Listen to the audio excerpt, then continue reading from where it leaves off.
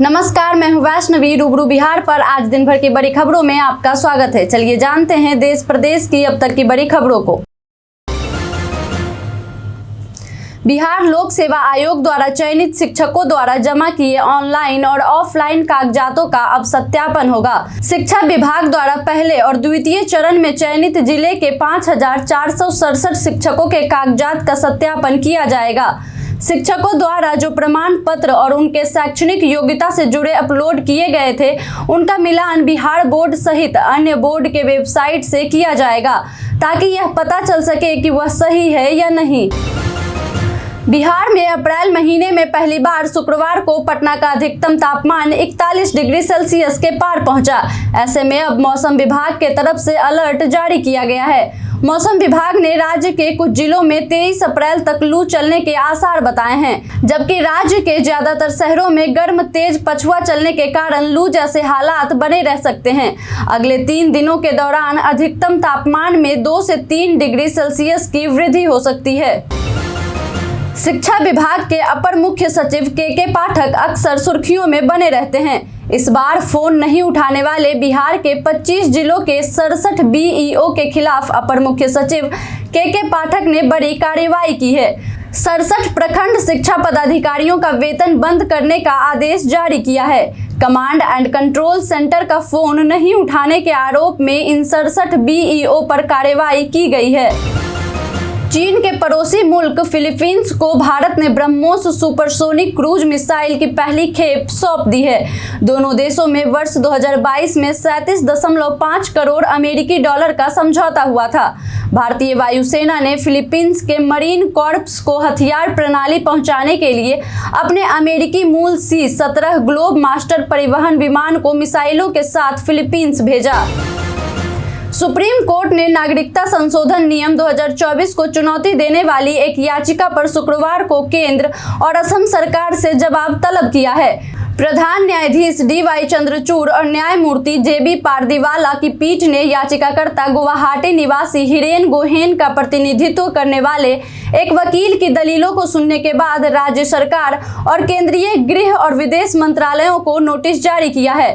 Court ने साथ ही यह आदेश दिया कि नई याचिका को इस मुद्दे पर लंबित याचिकाओं के साथ टैग किया जाए। याचिका में कहा गया है कि बांग्लादेश से असम में अवैध प्रवासियों के अनियंत्रित संख्या में आने से राज्य में भारी जनसंख्यिकी परिवर्तन हुआ है। मूल निवासी जो कभी बहुसंख्यक हुआ करते थे, अब अपनी ही भूमि पर अल्पसंख्यक हो गए हैं। भाजपा के राष्ट्रीय अध्यक्ष JP नड्डा ने विपक्षी गठबंधन INDIA में कांग्रेस और वाम दल जैसी पार्टियों को वैचारिक रूप से दिवालिया बताया है। उन्होंने भाजपा का विरोध करने के लिए दिल्ली में सौहार्दपूर्ण संबंध बनाए रखते हुए दिल्ली के बाहर एक दूसरे के साथ अपनी भयंकर चुनावी लड़ाई को जारी रखने का हवाला दिया।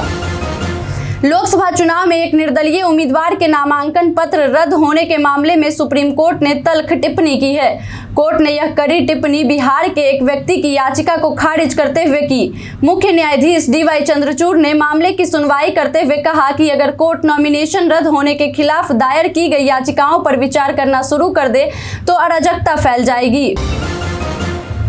भारतीय रक्षा अंतरिक्ष संगोष्ठी के उद्घाटन सत्र को संबोधित करते हुए वायुसेना प्रमुख air chief marshal VR Chaudhary ने कहा है कि भूमि, समुद्र, वायु, साइबर और अंतरिक्ष क्षेत्र की पारंपरिक सीमाएं तेजी से धुंधली होती जा रही हैं, जिससे युद्ध लड़ने के तरीकों में बदलाव आ रहा है।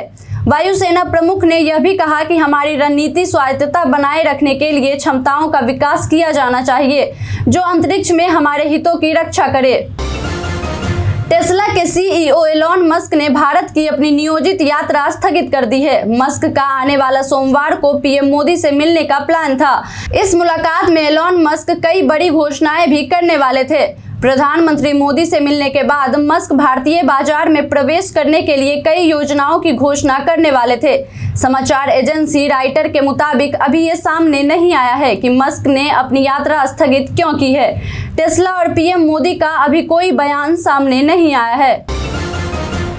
चुनाव के दौरान समान रूप से धारा 184 सीआरपीसी लागू किए जाने को चुनौती देने के मामले में सुप्रीम कोर्ट ने नोटिस जारी करते हुए विचार का मन बनाया है। इसके साथ ही शुक्रवार को कोर्ट ने यह भी अंतरिम आदेश दिया कि अगर कोई चुनाव के बारे में शिक्षित करने के उद्देश्य से यात्रा या सार्वजनिक बैठकें आयोजित करने के लिए आवेदन करता है तो सक्षम अथॉरिटी ऐसे आवेदनों पर 3 दिन में निर्णय लेगी। ये आदेश न्यायमूर्ति BR गवई और संदीप मेहता की पीठ ने चुनाव के दौरान समान रूप से धारा 144 लागू रहने का मुद्दा उठाने वाली जनहित याचिका पर सुनवाई के दौरान दिए।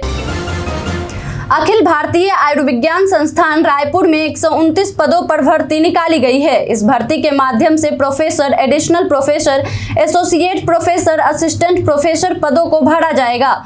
उम्मीदवार ऑफिशियल वेबसाइट AIIMSraipur.edu.in पर जाकर नोटिफिकेशन चेक कर सकते हैं। इस भर्ती का विज्ञापन 13 अप्रैल को रोजगार समाचार पत्र में प्रकाशित हुआ है। सुप्रीम कोर्ट ने शुक्रवार को योग गुरु रामदेव से अपनी याचिका में उन शिकायतकर्ता को भी पक्षकार बनाने के लिए कहा जिन्होंने कोरोना महामारी के दौरान एलोपैथिक दवाओं के खिलाफ टिप्पणियों को लेकर उनके खिलाफ मामले दर्ज कराए हैं।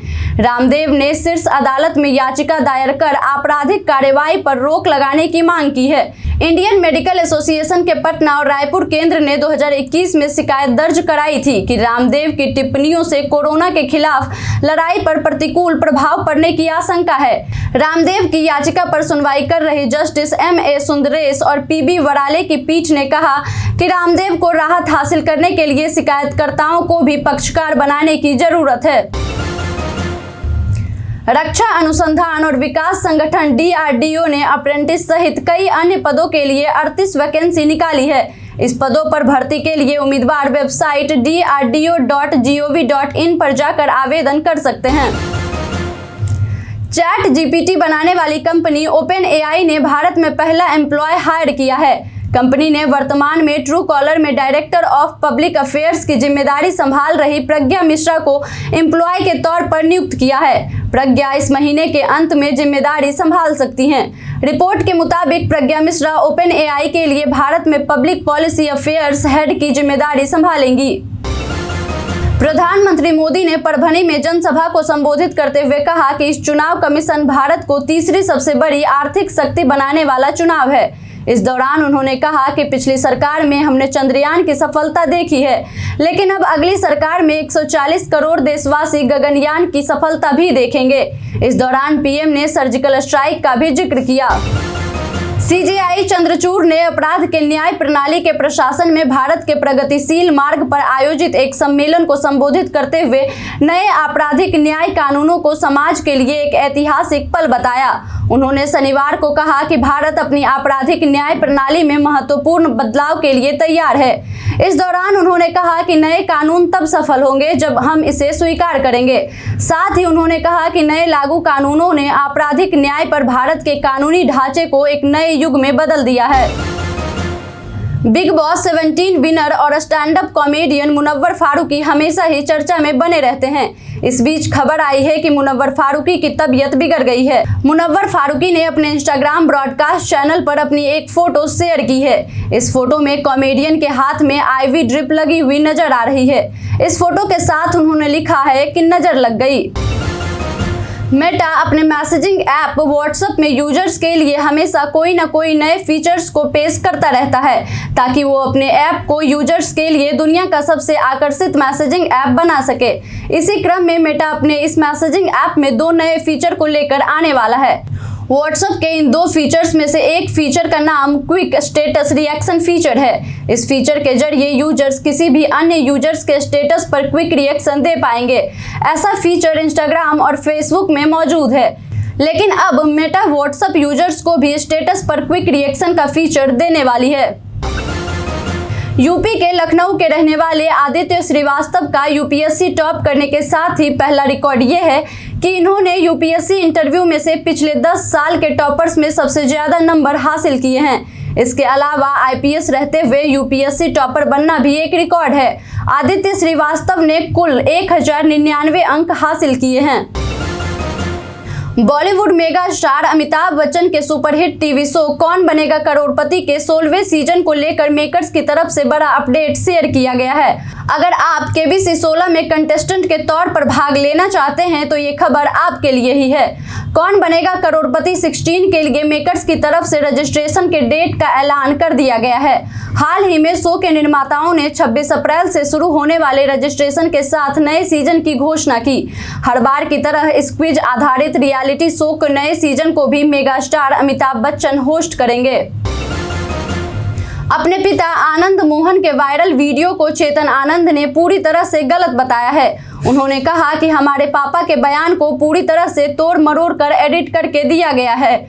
चेतन आनंद ने एबीपी न्यूज को बताया कि पापा बोल रहे थे कि हम कुशवाहा, कोयरी, पटेल समाज में नहीं जाएंगे, हम वैश्य समाज में नहीं जाएंगे, हम राजपूत समाज में भी नहीं जाएंगे, क्योंकि यह सब तो हमारे अपने हैं। हम उन जगहों पर जाएंगे जहां जो कहते हैं कि आनंद मोहन मेरा नहीं है। हम उन जगहों पर ज्यादा मेहनत करेंगे। उन्होंने बताया कि आनंद मोहन को बदनाम करने के लिए पूरे 20 मिनट के वीडियो को 6 मिनट का बनाया गया और उसे वायरल किया गया।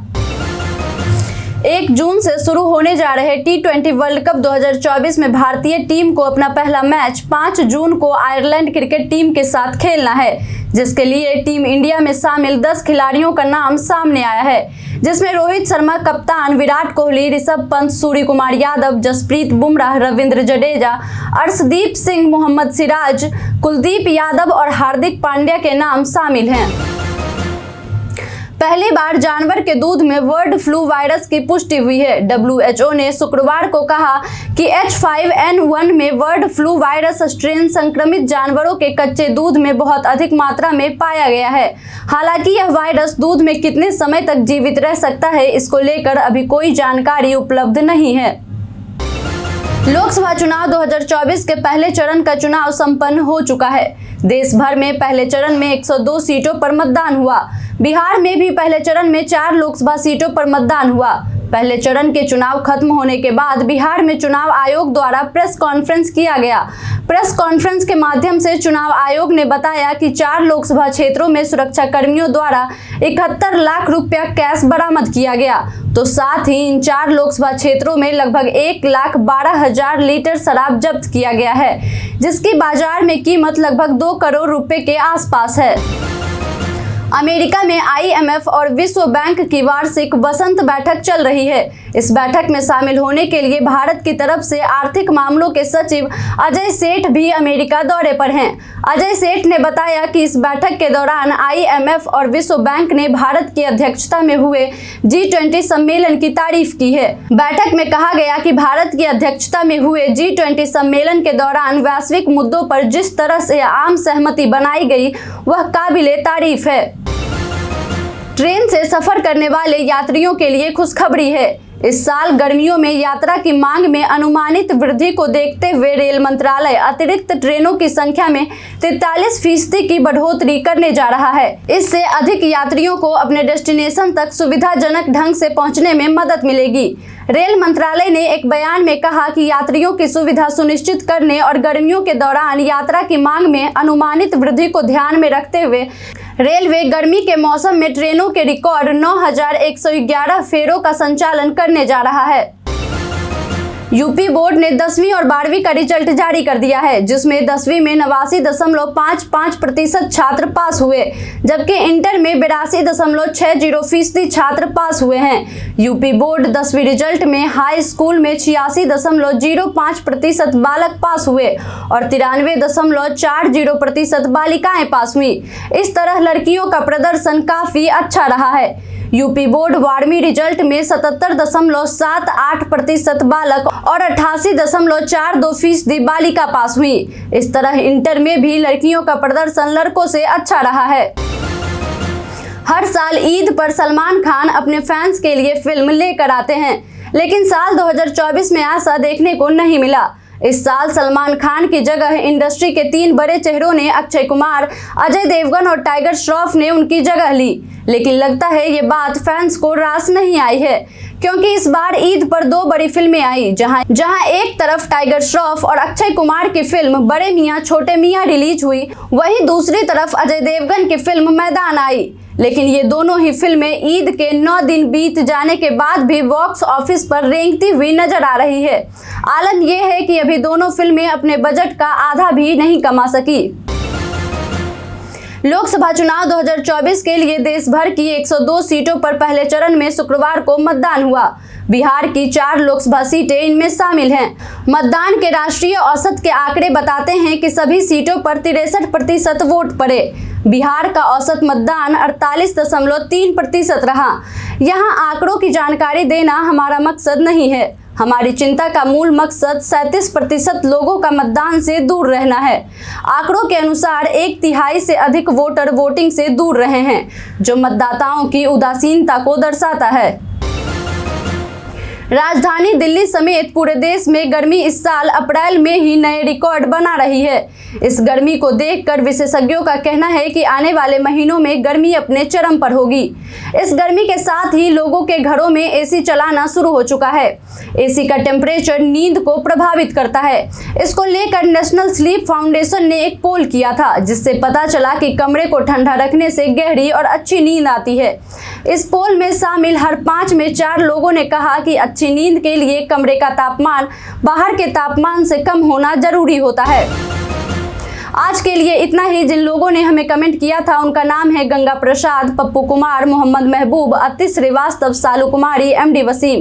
अब बढ़ते हैं आज के सवाल की ओर। आज का सवाल है कि आपके अनुसार इस साल 1 जून से शुरुआत हो रहे T20 वर्ल्ड कप को कौन जीतेगा? आप अपना जवाब हमें हमारे कमेंट सेक्शन में लिखकर जरूर बताएं। आज के लिए इतना ही। धन्यवाद।